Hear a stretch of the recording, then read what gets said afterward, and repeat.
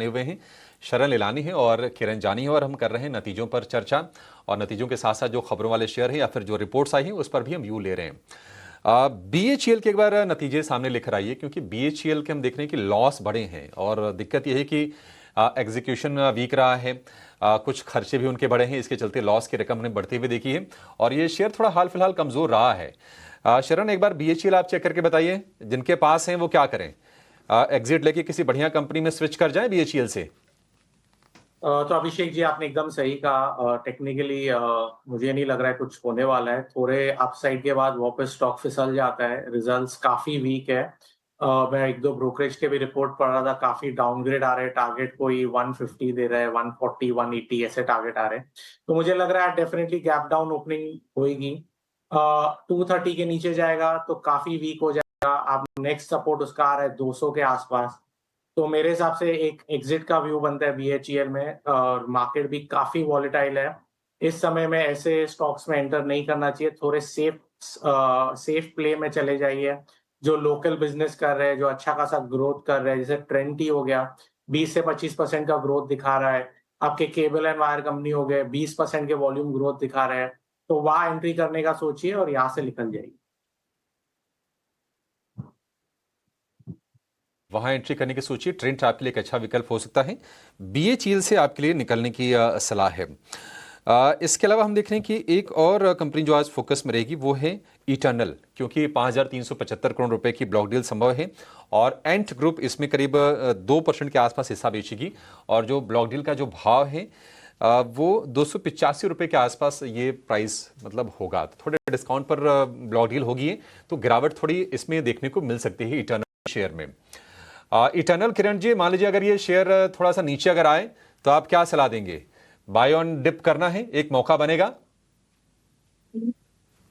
तो इटरनल की अगर हम बात करें तो डेली चार्ट जिस तरह से हमें देख रहे हैं, एक गैप अप के साथ शेयर ओपन हुआ था 275 के आसपास। तो वो गैप अभी तक फील करना बाकी है। तो देयर आर चांसेस के ये न्यूज के चलते हम कुछ गैप डाउन ओपनिंग या तो नीचे के लेवल्स देखें। तो वहां पे हमें 280 का लेवल ध्यान में रखना रहेगा। 280 के आसपास डेफिनेटली यहाँ पे बाय ऑन डिप्स करना चाहिए हमें, और जो एक स्ट्रिक्ट स्टॉप लॉस हमें मेंटेन करना है वो 275 का करना है। सो 280 तक कोई भी डिप आता है लॉन्ग कीजिए, 275 के नीचे का आप स्टॉप लॉस मेंटेन कीजिए। अगर 275 ब्रेक नहीं होता है सो देयर आर चांसेस कि स्टॉक वापस 310 320 के लेवल्स को रिमार्क कर सकता है। So definitely buy on dips करेंगे 275 के स्टॉप लॉस के साथ। का स्टॉप लॉस गिरावट में खरीदारी के मौके यहाँ पर आपको ढूंढने इटर्नल में फर्दर अपसाइड भी विजिबल नजर आ सकती है। शरण, एक राय रोड एंड इंफ्रा और railway space, all in all जो इंफ्रा स्पेस है उस पर आपसे चाहूंगी। और रेल टेल जैसे स्टॉक्स हैं, आईआरसीटीसी है, इंफ्रा में एनसीसी जैसे स्टॉक्स हैं। इन पर्टिकुलर अगर यहाँ पर देखें, रेल टेल ऑर्डर विंस के चलते ये सारी कंपनियां जिस की हम बात करते हैं, नतीजे आते हैं और नंबर्स भले ही मिले जुले हो लेकिन ऑर्डर विंस काफ़ी ज़्यादा होते हैं।